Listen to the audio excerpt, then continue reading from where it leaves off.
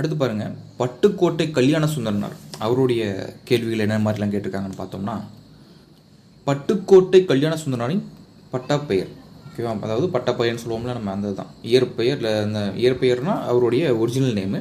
பட்டப்பெயர் அப்படின்னா மக்கள் சிறப்பு பெயர் அதாவது வச்சுருப்பாங்க இல்லையா? ஸோ இவர் எப்படி சொல்கிறாங்க அப்படின்னா மக்கள் கவிஞர்னு சொல்கிறாங்க. இப்போ பட்டுக்கோட்டை அப்படிங்கிறது என்ன, யார் அப்படின்னா மக்கள் கவிஞர். இதை வந்து ஒருத்தர் சொல்லியிருப்பார், உடுமலை நாராயண கவின்னு ஒருத்தர் இருப்பார், தெரியும் இல்லையா? பாடல்லாம் எழுதுவார், சினிமா பாடலாம். ஸோ அந்த உடுமலை நாராயண கவி அவர் வந்து என்ன சொல்லியிருப்பார்னா, அவர் கோட்டை நான் பேட்டை அப்படிங்கிற மாதிரி சொல்லியிருப்பார். அப்போது அவர் கோட்டை அப்படின்னா அது வந்து யார்? மக்கள் கவிஞர் கல்யாண சுந்தரத்தை தான் சொல்லியிருப்பார். நான் பேட்டைன்னு சொல்லி அவரே தன்னை சொல்லியிருப்பார். சரியா? யார்? உடுமலை நாராயண கவி. இரண்டாவது பாருங்கள், தேர்ந்தெடுத்து எழுதுக.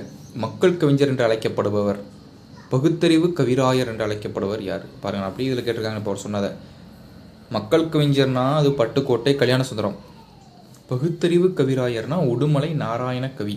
சரியா? ரெண்டு இதை நல்லா ஞாபகம் வச்சுக்கோங்க. இந்த மாதிரி அடைமொழி இதெல்லாம், அதாவது சரி, இந்த மாதிரி சிறப்பு பெயர்கள்லாம் கண்டிப்பாக கேட்பாங்க. மக்கள் கவிஞர் என அழைக்கப்படுபவர் பட்டுக்கோட்டை கல்யாண சுந்தரனார்.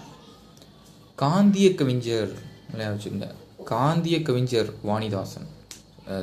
நாமக்கல் கவிஞர் தான் என்ன சொல்கிறாங்க, காந்திய கவிஞர்னு சொல்கிறாங்க. ஓகேவா? நாமக்கல் கவிஞர். நாமக்கல் கவிஞர்னா யார்? அவருடைய பேர் ராமலிங்கனார். நாமக்கல் கவிஞர் ராமலிங்கனார். உவமை கவிஞர் சுரதா. உவமை கவிஞர் தான் என்னது? சுரதா. மக்கள் கவிஞர் இப்போ தான் பார்த்தோம், பட்டுக்கோட்டை. மக்கள் கவிஞர் பட்டுக்கோட்டை. வாணிதாசனுக்கு கவிஞர் ஏறு அப்படின்னு சொல்லுவாங்க. சரியா? கவிஞர் ஏறு அப்படின்னா வாணிதாசன். பாவலேறுனா பெருஞ்சித்திரனார். பட்டுக்கோட்டை கல்யாண சுந்தரனாரின் பெட்டப்பெயர் என்ன? மக்கள் கவிஞர். ரிப்பீட்டட் கொஷன் தான் இதெல்லாமே, திரும்ப திரும்ப கேட்குறாங்க.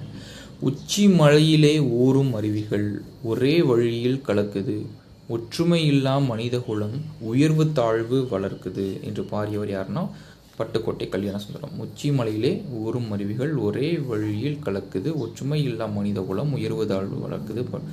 என்னது? யார்? பட்டுக்கோட்டை கல்யாண சுந்தரம். 6ஆம் வகுப்பு புத்தகத்தில் வந்து இருக்குது. சரியா?